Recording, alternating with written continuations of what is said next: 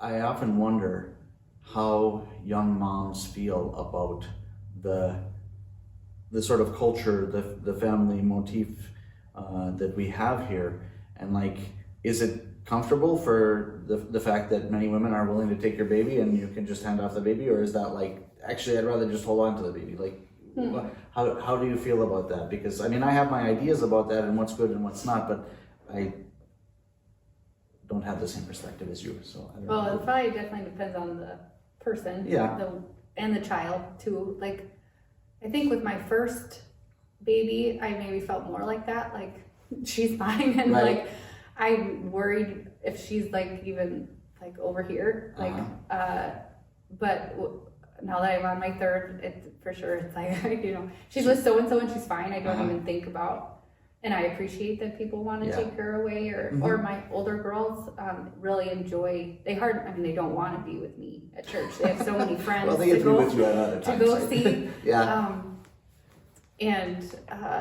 You know, most of those friends are grown-up women. They want to go. They want to go and talk to, and so I think that's great. I think that just kind of depends on the mom and what she has going on. But I mean, I think that's really positive. I like that.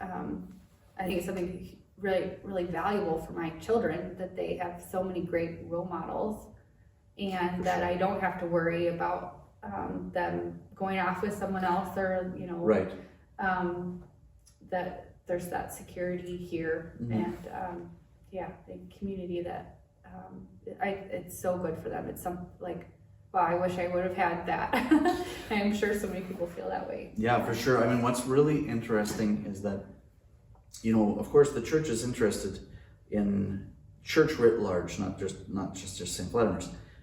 What works? How do we keep people coming to church? How do we help them to persist, like to pursue that virtue of persistence, and especially that transition between a child when they're here because it's their parents' faith, it's theirs too, but you know what I mean, and as you transition into a young adult and an adult, when you have to make the faith yours if you're going to persist. And one of the things that is consistent in all studies is that to have another Orthodox Christian adult who's not your parent that you have a relationship with is crucial to that transition. And I always found that really interesting. So I'm really glad that happens here.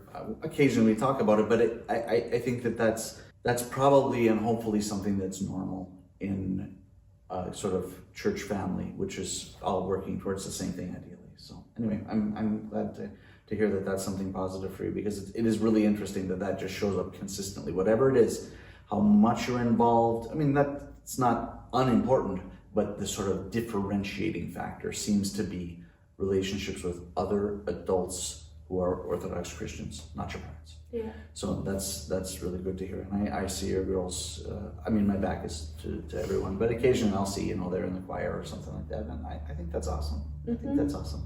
I guess, you know, that's one of those things. There'll be many kind of growing pains as we transition from our smaller space to our bigger space, that we'll have they'll probably have to facilitate a little bit more affirmatively rather than, well, this just happens. But I think that's an important one, and I hope that'll continue.